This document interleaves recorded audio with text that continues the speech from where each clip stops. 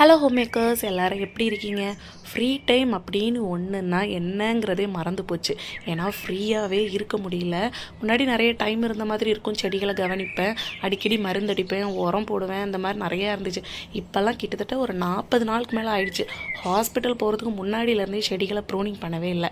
இன்றைக்கி அதுக்காக டைம் ஒதுக்கி வந்து நான் ப்ரூனிங் பண்ணேன். ஏன்னா நம்ம ப்ரூனிங் பண்ணி விடல அப்படின்னா புதுசாக பிரான்ச்சஸ் வராது.